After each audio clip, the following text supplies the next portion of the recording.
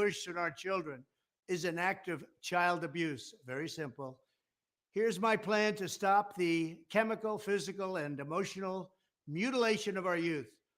On day one, I will revoke Joe Biden's cruel policies on so called gender affirming care.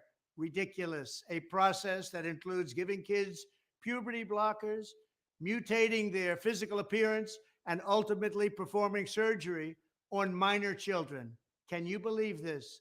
I will sign a new executive order instructing every federal agency to cease all programs that promote the concept of sex and gender transition at any age.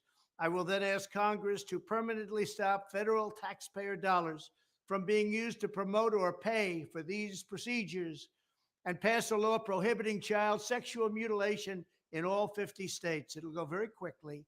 I will declare that any hospital or healthcare provider that participates in the chemical or physical mutilation of minor youth will no longer meet federal health and safety standards for Medicaid and Medicare and will be terminated from the program immediately. Furthermore, I will support the creation of a private right of action for victims to sue doctors who have unforgivably performed these procedures on minor children. The Department of Justice will investigate Big Pharma and the big hospital networks to determine whether they have deliberately covered up horrific long-term side effects of sex transitions in order to get rich at the expense of vulnerable patients, in this case, very vulnerable.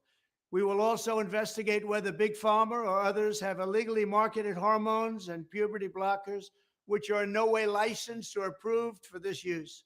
My Department of Education will inform states and school districts that if any teacher or school official suggests to a child that they could be trapped in the wrong body, they will be faced with severe consequences, including potential civil rights violations for sex discrimination and the elimination of federal funding.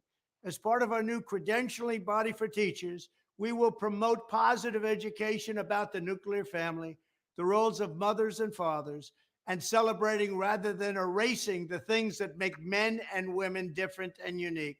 I will ask Congress to pass a bill establishing that the only genders recognized by the United States government are male and female, and they are assigned at birth.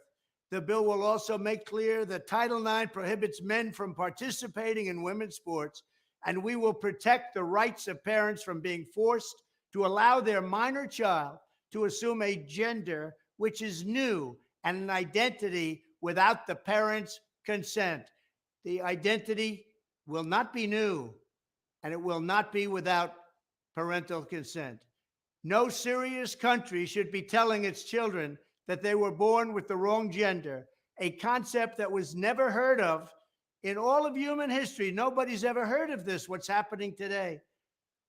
It was all when the radical left invented it just a few years ago. Under my leadership, this madness will end. Thank you very much.